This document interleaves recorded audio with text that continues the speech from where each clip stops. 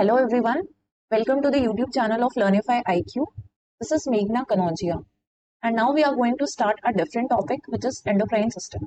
इससे पहले हमने लास्ट लेक्चर में अपना टॉपिक कवर किया था blood circulatory system and you can download it's PDF from the last lecture of the blood circulatory system. उसके डिस्क्रिप्शन बॉक्स में जाकर आप वहां से लिंक से डाउनलोड कर सकते हैं ब्लड सर्कुलेटरी सिस्टम का पीडीएफ.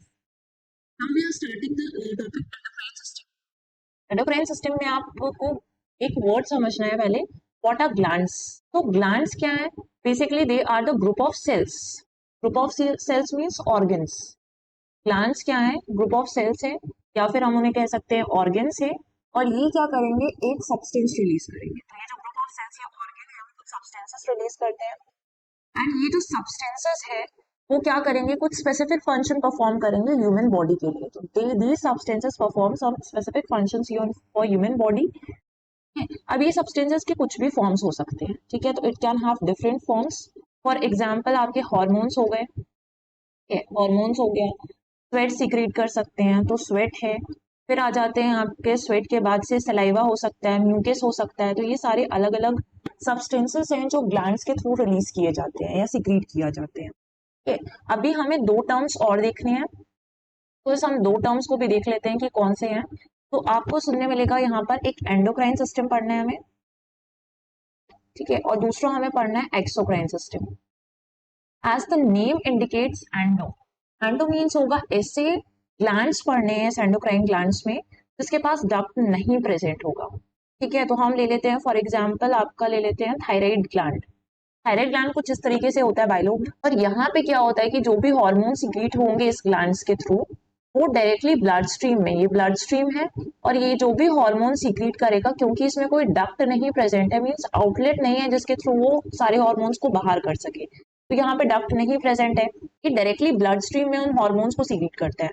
तो glands which are ductless and secretes hormones directly into the blood are known as endocrine glands and these secretions are known as hormones. इन सिक्रीशंस को क्या कहा जाता है? हार्मोन्स कहा जाता है. Hormones are non nutrient chemicals. इसका ऑपोजिट कहाँ पर होगा? एक्सोक्राइन ग्लैंड में.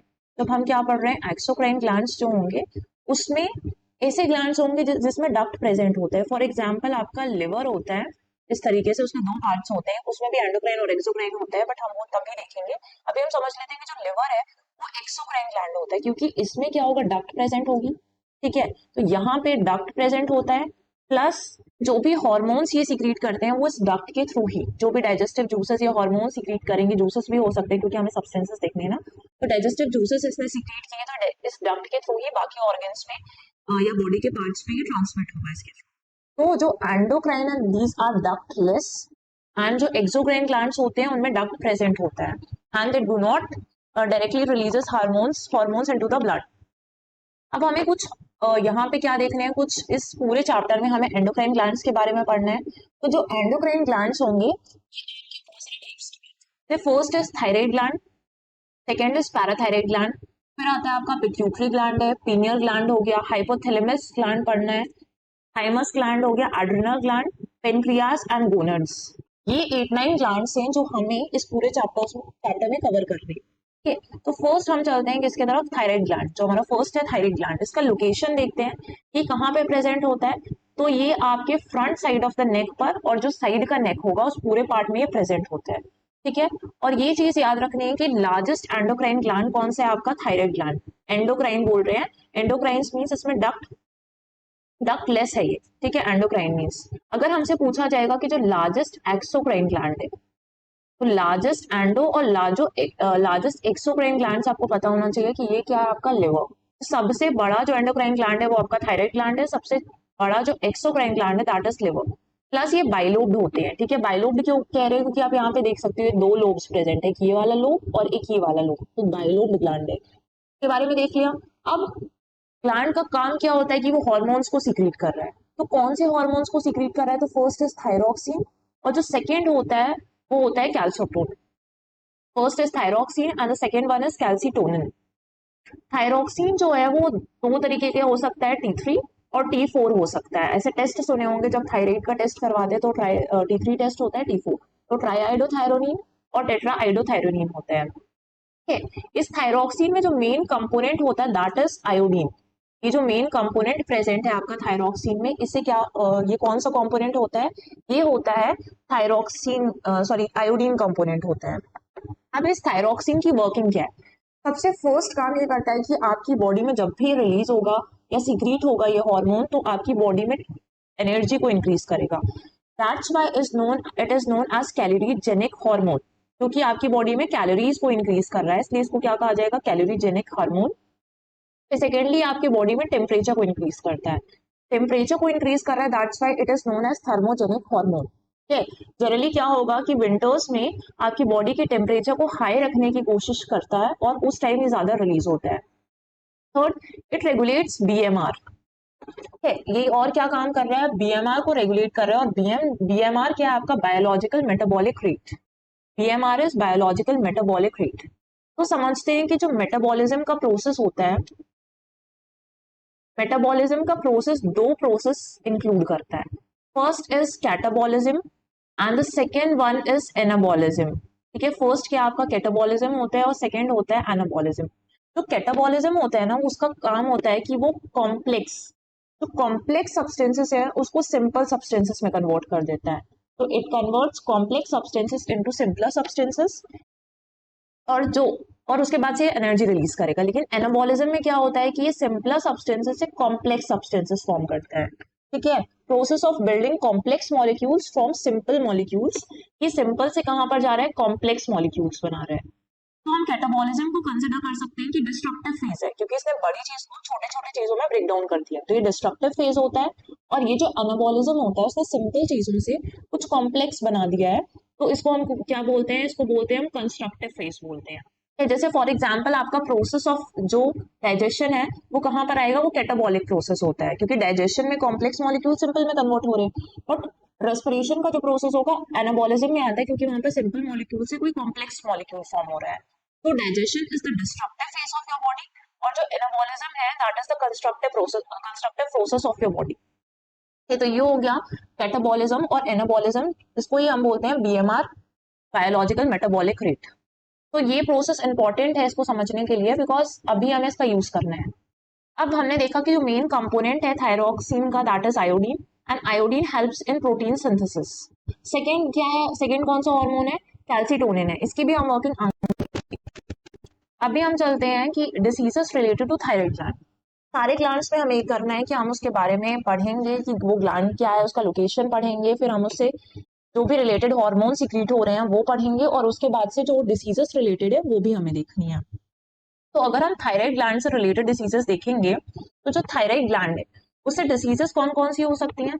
एक होता है hypothyroidism and the second one is hyperthyroidism. ठीक है, हाइपो मीन्स यहाँ पे क्या हो रहा है? थायरॉक्सिन की डिफिशियंसी होगी, तो hypo word is related with deficiency.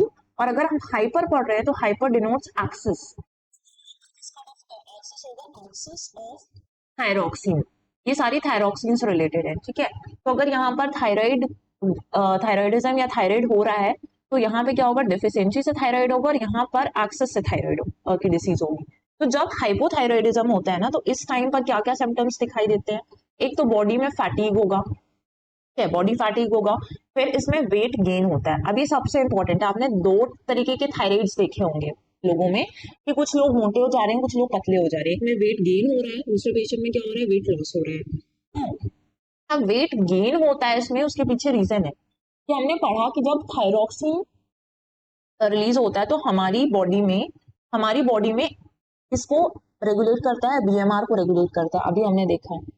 ठीक है, बीएमआर को रेगुलेट कर रहा है, और अगर डिफिशियंसी है तो ऑब्वियसली बीएमआर क्या हो जाएगा? उस टाइम पे डिक्रीज होगा। बीएमआर डिक्रीज हो रहा है मींस आपके कैटाबॉलिज्म और एनाबॉलिज्म के जो प्रोसेस हैं वो प्रॉपर नहीं हो रहे हैं, और अगर वो प्रॉपर नहीं हो रहे हैं इस केस में, तो यहाँ पे क्या हो जाएगा? वेट गेन की प्रॉब्लम होती है। ठीक है, प्रॉपर डाइजेशन नहीं हो रहा है, सारी चीजें नहीं हो रही, रेस्पिरेशन, तो वेट गेन होने लगता है इस केस में। अब इससे कौन कौन सी डिसीजेस होती हैं यहाँ पर?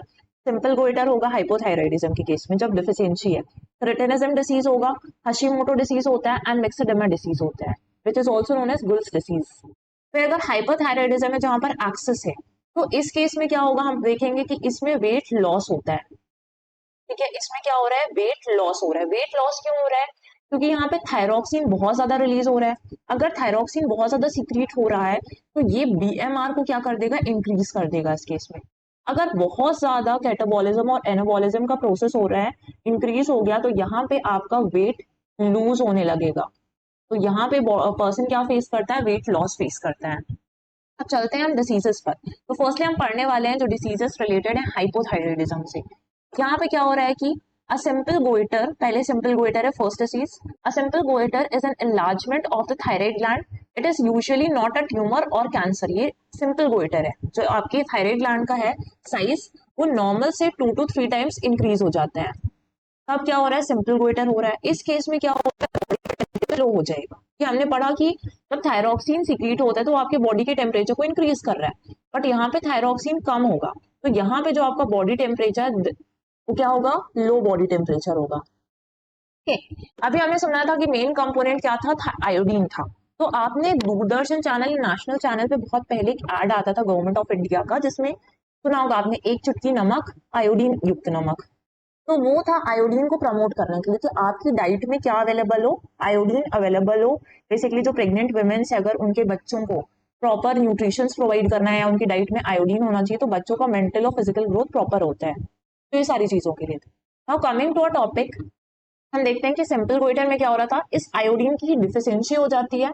मीन्स यहाँ पे क्या हो रहा है, थायरॉक्सिन की डिफिशियंसी हो रही है। ठीक है, अगर आयोडीन प्रॉपर नहीं लिया तो आपके बॉडी में ये प्रॉपर हार्मोन्स नहीं सिक्रेट होगा, थायरॉक्सिन, और उसके वजह से आपका थायराइड ग्लैंड इनलार्ज होगा and size of thyroid gland increases 2 to 3 times।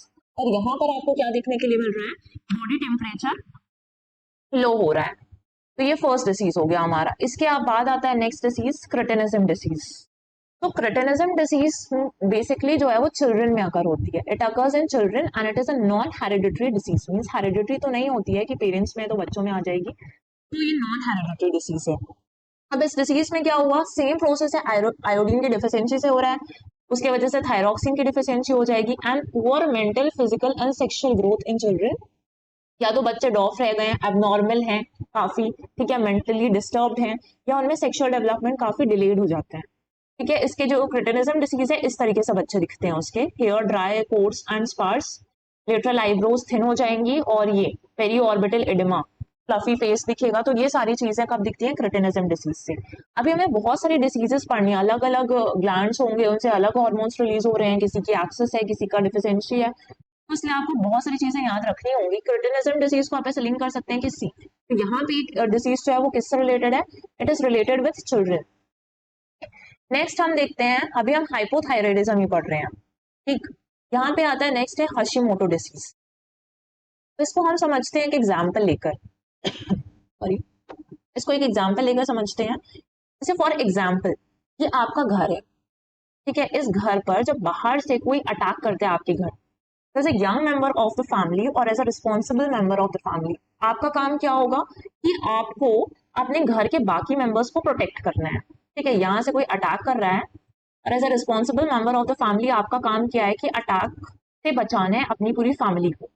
तो आप जो अटैक से बचाएंगे, मीन्स आपको कंसिडर किया जाता है एंटीबॉडीज, और जो बाहर से अटैकर है उसको कंसिडर किया जा रहा है एंटीजन। ठीक है, तो ऐसा सिमिलरली इस प्रोसेस में भी होता है। लेकिन आपने क्या किया यहाँ पर, in spite of protecting your family, आप अपनी फैमिली पर ही अटैक करने लगते हैं। ठीक है, आपका काम था बचाना, लेकिन आपने क्या शुरू कर दिया, अपनी फैमिली पर ही अटैक करना स्टार्ट कर। तो सिमिलरली इस डिसीज में भी हो रहा है कि बाहर से कुछ अनवांटेड पार्टिकल्स होंगे जो आप, फॉर एग्जांपल एंटीजन, बाहर से अनवांटेड पार्टिकल्स क्या, एंटीजन है, और एंटीजन आपकी बॉडी में अटैक कर रहे हैं, तो आपकी बॉडी एंटीबॉडीज प्रोड्यूस, आपकी बॉडी में क्या प्रोड्यूस होगा, एंटीबॉडीज बनेंगी इम्यून सिस्टम में, और उस एंटीजन से प्रोटेक्ट करेंगे। बट एंटीबॉडीज क्या करने लग रही है, इस पर्टिकुलर ग्लैंड को ही नुकसान पहुंचाने लग रही है, और उसके सेल्स एंड टिश्यूज को डिस्ट्रॉय कर देते हैं। उसके सेल्स एंड टिश्यूज को क्या कर रहे हैं, डिस्ट्रॉय कर दे रहे हैं। तो when the immune system attacks the thyroid gland, immune system क्या करने लगता है, थायराइड ग्लैंड को ही अटैक करने लग रहा है। Person's body antibodies form against the thyroid gland and these antibodies destroy the cells and tissues of the thyroid gland. That's why Hashimoto disease is also known as suicide of thyroid gland. क्योंकि ये क्या कर रहे हैं, हशीमोटो से याद रखिए कि हंसना, तो अपने आप पर ही हंस रहे हैं, मीन्स हम अपनी फैमिली पर ही हंस रहे हैं उस टाइम पर। तो हशीमोटो डिसीज क्या है, कि आपका इम्यून सिस्टम थायराइड ग्लैंड पर ही अटैक करने लग जा रहा है और उसके सेल्स एंड टिश्यूज को मारने लगता है। That's why it is known as the suicide of thyroid gland. फिर फोर्थ डिसीज है मिक्सेडेमा डिसीज। ये सीवियरली एडवांस्ड हाइपोथायराइडिज्म होता है। ज्यादातर ये फीमेल्स में देखने को मिलेगा दैन मेल्स। इसमें भी क्या हो रहा है, आपको थायरॉक्सिन की क्या होगी, डिफिशियंसी ही होगी। तो इस केस में भी क्या होता है कि थायरॉक्सिन की डिफिशियंसी होती है। अब इसके सिम्टम्स क्या है, facial edema means face fluffy दिखने लगता है, lack of alertness and intelligence, intelligence नहीं रहेगा, अलर्टनेस आपकी लैक होने लगेगी, बॉडी टेम्परेचर लो रहेगा जैसे कि हमने पढ़ा, क्योंकि हाइपोथायराइडिज्म है तो इसमें बॉडी टेम्परेचर लो रहेगा ऑब्वियसली। हार्ट बीट स्लो हो जाएगी, स्लरिंग स्पीच प्रॉपर्ली आप बोल नहीं पा रहे हैं, हेयर फॉल हो रहा है, एंड फीमेल्स में मेंस्ट्रुअल साइकिल की प्रॉब्लम हो जाती है in which the menstrual cycle becomes irregular. तो अभी तक हमने क्या चीजें देख ली, जो हाइपोथायराइडिज्म था उससे रिलेटेड डिसीजेस देख ली। अभी यहाँ पर हमें क्या पढ़ना है नेक्स्ट, अब हमें देखना है हाइपरथायराइडिज्म। तो हाइपरथायराइडिज्म में क्या होगा कि इसमें हमने पढ़ा एक्सेस ऑफ थायरॉक्सिन होगा, it is excess of thyroxine, ठीक है, हाइपर। इससे कौन सी डिसीज होगी, एक होगा exophthalmic goitre, it is also known as Graves disease. अब ये ऑटो इम्यून डिसीज है, ठीक है। In this autoimmune antibodies are developed which are known as LATs, LATS बोलते हैं, वैसे लॉन्ग एक्टिंग थायराइड स्टिमुलेटर होते हैं। इसमें anti auto immune antibodies form होंगी और उन्हें LATs कहा जाता है। इसके वजह से जो थायरॉक्सिन हार्मोन है वो इंक्रीज होने लगता है काफी ज्यादा, एंड थायराइड ग्लैंड इनलार्ज हो जाता है। हमने सिंपल गोइटर में भी देखा था कि थायराइड ग्लैंड इनलार्ज हो रहा था, बट उसमें 2 to 3 टाइम्स होगा, इसमें 10 to 15 टाइम्स ये बड़ा हो जाता है। 10 to 15 टाइम्स थायराइड ग्लैंड का एनलार्जमेंट हो जाता है। इसलिए ये जो गोइटर होता है ना, एक्सोथैलेमिक गोइटर, वो टॉक्सिक भी होता है। तो अगर आपको थायरॉक्सिन की डिफिशियंसी से सिंपल गोइटर हो रहा है तो वो आपके लिए नॉर्मल है, उतना हार्मफुल नहीं होगा। बट अगर आपको हाइपरथायराइडिज्म हो रहा है, मींस एक्सेस ऑफ थायरॉक्सिन की वजह से जो एक्सोथैलेमिक गोइटर हो रहा है, that will be toxic for the person. अब इसमें सिम्टम्स क्या होते हैं, सिम्टम्स होगा कि बल्जिंग ऑफ आईज होती है, वेट लॉस हो जाएगा due to increased metabolism, already हम देख चुके हैं कि एक्सेस ऑफ थायरॉक्सिन तो किस तरीके से असर कर रहा था वो, and size of thyroid gland increase हो जाता है, थायराइड ग्लैंड क्या होगा, इंक्रीज हो जाएगा। ठीक है, एक चीज थी हमने, जैसे अब हमने क्या देखा, BMR देखा, एक क्या होता है आपका BMI होता है। BMI क्या है, बॉडी मास इंडेक्स, इंडेक्स है, ठीक है। जनरली क्या है, ये हाइट और वेट का रेशियो होता है, और इससे आप चेक करते हैं कि आप ओवरवेट है या अंडर वेट है। जैसे बेसिक फॉर्म टू चेक कि आप ओवरवेट है अंडर वेट है। तो ये कितना लिमिट होता है उसका, 18.5 से अगर ये 25 तक है, तो यहाँ पे इस बीच में अगर आपका BMI आ रहा है तो मीन्स आप नॉर्मल है, ठीक है, आपका बॉडी वेट क्या है, नॉर्मल है। अगर इसके नीचे वैल्यूज आ रही हैं, 18.5 से कम है, तो यहाँ पे जो पर्सन होगा वो अंडर वेट होगा, ठीक है, यहाँ पे क्या हो जाता है, अंडर वेट हो जाता है। अगर इसके वैल्यूज ऊपर आ रहे हैं, 25 के अबव वैल्यूज आ रही है, तो it means you are overweight, ठीक है। 25 से 30 तक, अगर 30 to 40 तक की वैल्यूज आ रही है, it means you are having obesity, ठीक है, आप क्या है, ओबेसिटी से सफर कर रहे हैं, बहुत ज्यादा मोटे हो गए हैं। तो ये होता है ओवरवेट BMI का कॉन्टेक्स्ट, और हमने BMR देखा, बायोलॉजिकल मेटाबॉलिक रेट। फिर अदर प्रॉब्लम्स क्या हो सकती हैं आपके एक्सेस ऑफ थायरॉक्सिन से, एक तो हाइपरटेंशन हो जाएगा, ये ऑलरेडी हम लास्ट लेक्चर में देख चुके हैं। बॉडी वेट जो है एबनॉर्मल होगा, एंड इसमें क्या प्रॉब्लम होता है, tachycardia means irregular heart beat. Tachycardia में क्या होगा, irregular heart beat. For example, आपका नॉर्मल हार्ट रेट था कि 1 मिनट में आपका हार्ट बीट है, सपोज 72 टाइम्स बीट कर रहा है आपका हार्ट। बट टेकिकार्डिया की प्रॉब्लम में क्या होता है कि 1 मिनट में आपका जो हार्ट रेट होता है ना, that will become more than 100 times, more than 100 times आपका हार्ट बीट करने लगता है 1 मिनट में। तो यहाँ पे ये क्या प्रॉब्लम हो जाती है, टेकिकार्डिया की प्रॉब्लम है। जैसे आप देखेंगे यहाँ पे आपको हाइपरटेंशन नहीं था, तो आपका हार्ट नॉर्मली पंप कर रहा है इस केस में, ठीक है, ब्लड भी प्रॉपरली फ्लो कर रहा है। बट जब हाइपरटेंशन हुआ ना, तो हार्ट पंपिंग हार्डर, मुश्किल से पंप कर पा रहा है, ये देखेंगे इस तरीके से।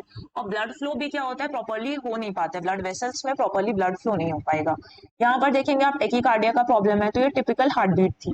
बट यहाँ पे टेकिकार्डिया की प्रॉब्लम होने से हार्ट बीट क्या हो गई, बहुत ज्यादा बढ़ जाती है। तो यहाँ पर आपकी हार्ट बीट जो है वो इंक्रीज हो गई। नेक्स्ट हार्मोन हमने देखा कि 2 हार्मोन्स रिलीज होते हैं, तो हमने थायरॉक्सिन से रिलेटेड चीजें पढ़ी। अभी हम देखते हैं कि सेकेंड जो है वो कैल्सिटोनिन है, ठीक है। अब कैल्सिटोनिन का वर्क क्या होगा कि आपकी बॉडी में ये ट्रांसफर्स, जहां पर भी कैल्सिटोनिन हार्मोन रिलीज होगा या सिक्रीट होगा, तो उसका काम होगा कि कैल्शियम जो ब्लड में प्रेजेंट है, उस कैल्शियम को ब्लड से बोन्स में ट्रांसमिट करना है, ठीक है। यहाँ से ब्लड में जितना भी कैल्शियम है वो होगा, उसकी कुछ क्वांटिटी को ये कहाँ पर ले जाएगा, बोन्स में लेकर जाता है। And it decreases the quantity of calcium in blood. अगर ब्लड से कैल्शियम बोन्स में जा रहे हैं तो ऑब्वियसली कहाँ पर कैल्शियम की क्वांटिटी डिक्रीज हो रही है, ब्लड में कैल्शियम की क्वांटिटी डिक्रीज कर रहा है। एंड दैट्स वाई इस कैल्सिटोनिन हार्मोन को और क्या कहा जाता है, ये क्रिएट कर रहा है deficiency, that's why it is known as hypocalcaemic hormone, because it is creating deficiency of calcium in your blood, that's why it is known as hypocalcaemic hormone. है तो एक आउटलाइन देख लेते हैं। अभी अभी तक हमने क्या क्या पढ़ा, हम पढ़ रहे थे थायराइड ग्लैंड, और उस थायराइड ग्लैंड में हमने देखा कि या तो डिफिशियंसी होगी थायरोक्सिन की, ये हार्मोन सीक्रेट करता है दो तरीके के, फर्स्ट इज थायरोक्सिन और सेकेंड हमने देखा कैल्सिटोनिन हार्मोन देखा। तो जो थायरोक्सिन है इसकी डिफिशियंसी होगी तो हाइपोथायराइडिज्म होगा, ठीक है, हाइपोथायराइडिज्म होगा और इसका एक्सेस होगा तो आपको क्या हो जाएगा, इसकी डिफिशियंसी में हाइपोथायराइडिज्म और इसकी एक्सेस में क्या हो जाएगा, हाइपोथायराइडिज्म हो जाएगा। अगर डिफिशियंसी है तो उससे रिलेटेड हमने 4 डिसीजेस पढ़े, सिंपल गोइटर पढ़ा, सिंपल गोइटर के बाद से हमने क्रिटिनिज्म डिसीज देखा जो बच्चों में होता है, थर्ड देखा था हमने हाशिमोटो डिसीजेस और फिर देखा हमने मिक्सोडेमा डिसीज। इसके बाद हमने क्या देखा कि हाइपरथायराइडिज्म हो रहा है जब एक्सेस है, तो उसमें हमने एक्सोथैलेमिक गोइटर देखा जो टॉक्सिक होता है। एंड उसके बाद से हमने बाकी सिम्टम्स देखे कि क्या क्या सिम्टम्स हो सकते हैं, कि इरेगुलर हार्ट बीट हो जाएगा, ये सारी प्रॉब्लम, हाइपरटेंशन का प्रॉब्लम और ये सारी चीजें हैं। फिर हमने उसमें सेकेंड जो हार्मोन देखा, सेकेंड हार्मोन में हमने सिर्फ इतना देखा है कि आपके ब्लड से कैल्शियम को कहाँ पर ट्रांसफर करता है, बोन्स में, और उसके वजह से आपके ब्लड में क्या हो रहा है, कैल्शियम कम हो रहा है। यहाँ पर हमारा कवर हो गया एक gland which is thyroid gland. अब नेक्स्ट जो ग्लैंड है दैट इज पैराथायराइड ग्लैंड, ठीक है। तो जो पैराथायराइड ग्लैंड है उसका नंबर कितना होता है, 4। कितने प्रेजेंट होते हैं, ये आपके 4 प्रेजेंट होते हैं। जैसे यहाँ पर देखिए ये क्या लगा हुआ है, यहाँ पर ये बैक व्यू है। अब ये कहाँ पर प्रेजेंट होता है, जैसे हमने देखा कि जो फ्रंट पे है वो आपका थायराइड ग्लैंड था, और जो आपका नेक का बैक साइड होगा वहां पर क्या होगा, ये पैराथायराइड ग्लैंड होगा। तो ये कितने होते हैं, 1 2 3 एंड 4, ये 4 प्रेजेंट होते हैं parathyroid gland, present in the sorry, present in the dorsal part of the thyroid gland, ये डोर्सल पार्ट में प्रेजेंट है। And parathyroid gland secretes parathyroid hormones को सीक्रेट करता है, ठीक है। These are also known as parath hormones, parath hormones कहते हैं इनको, कोलेप्स हार्मोन कहते हैं, और it is also known as तो यहाँ पर हमने देखा कि क्या क्या चीजें बोलते हैं इसको, पैरेथ हार्मोन्स भी कहते हैं, कोलेप्स हार्मोन कहते हैं और पेप्टाइड हार्मोन्स क्या कहते हैं। अभी हमने कैल्सिटोनिन की वर्किंग देखी कि कैल्सिटोनिन क्या काम कर रहा था, कि कैल्शियम जो ब्लड में प्रोड्यूस हो रहा है उसको बोन्स तक पहुंचाने का काम कौन कर रहा है, आपका कैल्शियम बोन्स तक पहुंचाया। लेकिन जो पैराथायराइड हार्मोन होगा उसका काम क्या होगा कि वापस से इस ये जो बोन्स में कैल्शियम है उसको ब्लड तक लेकर आने का काम करेगा, ठीक है। अगर एक ही प्रोसेस चला कि सिर्फ ब्लड से यहाँ पे ट्रांसफर हो रहा है तो क्या होगा कि एक प्रोसेस में बैलेंस इक्विलिब्रियम डिस्टर्ब हो जाएगा। सो इक्विलिब्रियम मेंटेन करने के लिए जितना कैल्शियम यहाँ पर है उतना ब्लड के पास भी रहे, ज्यादा बोन्स के पास ही ना आ जाए। तो पैराथायराइड हार्मोन क्या करता है, वापस से कैल्शियम को बोन से ब्लड में ट्रांसफर करता है, ठीक है। और ये क्या कर रहा है, अभी हम किसके कॉन्टेक्स्ट में देख रहे हैं, ब्लड में, ब्लड के कॉन्सेप्ट टेक्स्ट में देखने के लिए हम देखेंगे कि इस हार्मोन को इसलिए क्या कहा जाता है, हाइपर कैल्सिमिक हार्मोन कहते हैं इसको, ठीक है, हाइपर कैल्सिमिक हार्मोन कहते हैं। अभी हमने देखा था लास्ट में, हमने देखा कि जब कैल्सिटोनिन के बारे में पढ़ रहे थे तो उसको क्या बोला था, हाइपोकैल्सिमिक, क्योंकि ब्लड में कैल्शियम का अमाउंट डिक्रीज कर रहा है, डिफिशियंसी क्रिएट कर रहा है, that's why it is known as hypocalcaemic hormone, calcitonin को कहते हैं। और अगर वो बढ़ा दे रहा है ब्लड में कैल्शियम के अमाउंट को, तो ये काम कौन कर रहा है, पैराथायराइड हार्मोन काम कर रहा है इसमें, और उसको बोलेंगे हाइपर कैल्सिमिक हार्मोन। तो डोंट गेट कंफ्यूज, अगर क्वेश्चन ऐसे आता है कि ब्लड में इंक्रीज या डिफिशियंसी या एक्सेस क्रिएट कर रहा है तो उसके लिए अलग अलग हार्मोन्स रिस्पॉन्सिबल है, तो रीड केयरफुली। के बाद से पैराथायराइड हार्मोन क्या है, रिटर्न कैल्शियम, पैराथायराइड हार्मोन क्या करता है, return calcium back to the blood and therefore it is known as hypercalcaemic hormone, इसलिए इसको क्या बोलते हैं, हाइपरकैल्सिमिक हार्मोन कहते हैं, ठीक। एजुकेशन में देख लिया पैराथायराइड ग्लैंड से होने वाले डिसीजेस कौन कौन से हैं, तो कौन से डिसीजेस होते हैं। एक केस में क्या हो सकता है कि पैराथायराइड हार्मोन की डिफिशियंसी हो जाए तो उसको बोलते हैं हाइपो हाइपोपैराथायराइडिज्म बोलेंगे, यहाँ पर शायद स्पेलिंग मिस्टेक है ये, तो यहाँ पे इसको क्या बोलेंगे, हाइपो, और हाइपो के बाद इसको लिख लेते हैं हाइपो पैरा थायराइडिज्म, ये आप करेक्शन कर लीजिएगा। और उसके बाद यहाँ पर भी क्या हो जाएगा, ये हाइपर पैरा, क्योंकि पैरा है ना यहाँ पर चेंज हो गया है, तो हाइपर पैराथायराइडिज्म। अगर पैराथायराइड हार्मोन की डिफिशियंसी है तो यहाँ पे क्या होगा, हाइपोपैराथायराइडिज्म होगा। और हाइपोपैराथायराइडिज्म में क्या होता है कि इससे जो डिफिशियंसी आपके ब्लड में कैल्शियम की डिफिशियंसी हो गई है, तो यहाँ पे क्या हो रहा है कि ब्लड में कैल्शियम डिफिशियंट है, इसलिए डिफिशियंसी हुई है, किसकी, कैल्शियम की डिफिशियंसी हुई है, तब ये आपको डिसीजेस हो रही हैं। और कौन सी डिसीजेस है, इससे क्या हो सकता है, मसल ट्विचेस हो जाएंगे, मींस मसल आपके टाइटन अप हो जाते हैं, मसल स्पैम्स हो जाते हैं, या कन्वल्शन होता है, मींस इसमें मसल्स आपकी बहुत तेजी से कॉन्ट्रैक्ट या रिलैक्स करेंगी और आपकी बॉडी अनकंट्रोल शेकिंग करने लगती है, तो uncontrol shaking of the body, that is known as convulsion. उसके बाद नेक्स्ट हो सकता है हाइपरथायराइडिज्म। हाइपरथायराइडिज्म में क्या होता है, एक्सेस होता है पैराथायराइड हार्मोन का। तो हाइपरथायराइडिज्म में क्या देखने के लिए मिल रहा है हमें, हाइपरथायराइडिज्म में एक्सेस ऑफ पैराथायराइड हार्मोन। और उस केस में आपको कौन सी डिसीज होती है, ऑस्टियोपोरोसिस होता है, जिसमें आपके कैल्शियम की जो डिफिशियंसी है वो बोन्स में हो रही है। मींस पैराथायराइड हार्मोन ने बहुत ज्यादा अमाउंट में जो है वो बोन्स के पास से कहां पर ट्रांसमिट कर दिया, आपके ब्लड में कर दिया है। अब ब्लड में करने से क्या होगा कि आपके बोन्स में डिफिशियंसी क्रिएट हो जाएगी। अगर बोन्स में डिफिशियंसी, तो आपकी बोन्स क्या हो जाएंगी, वीकेन हो जाएंगी। कैल्शियम की डिफिशियंसी होती है तो आपकी बोन्स वीक हो जाती हैं। और उस केस में जो डिसीज होती है उसको क्या कहा जाता है, ऑस्टियोपोरोसिस। ऑस्टियोपोरोसिस काफी, ये क्राइसिस है इंडिया में, ठीक है, इस पे कोई ज्यादा रिपोर्ट्स नहीं है, सर्वे नहीं है, बट ये क्राइसिस है इंडिया के केस पे। तो अभी तक हमने क्या क्या देख लिया है, अभी हमने देखा पैराथायराइड ग्लैंड। पैराथायराइड ग्लैंड जो है वो कैल्सेटोनिन के ऑपोजिट ही होता है, ठीक। और ये फोर प्रेजेंट होते हैं, present in the dorsal part of the neck. जो आपके थायराइड ग्लैंड थे वो फ्रंट साइड पे थे, तो फ्रंट साइड पे थे, और जो आपके पैराथायराइड ग्लैंड है वो डोर्सल पार्ट में प्रेजेंट होते हैं। इससे जो डिसीजेस रिलेटेड है, तो हमने देखा कि अगर डिफिशियंसी हो रही है पैराथायराइड ग्लैंड की, तो उस केस में हाइपोथायराइडिज्म होगा और हाइपोपैराथायराइडिज्म होगा। और अगर एक्सेस हो रहा है तो हाइपर पैराथायराइडिज्म होगा, ठीक है। और उससे होने वाले हमने डिसीजेस भी देख ली कि उससे क्या इफेक्ट्स पड़ेंगे। अभी हमने आज के लेक्चर में दो टॉपिक्स कवर किए हैं, first is thyroid gland and second is parathyroid gland. के बाद नेक्स्ट हमें और कुछ ग्लैंड्स पढ़ने हैं, जैसे कि फॉर एग्जांपल नेक्स्ट लेक्चर में हम स्टार्ट करेंगे adrenal glands. So that's it for today, thank you guys.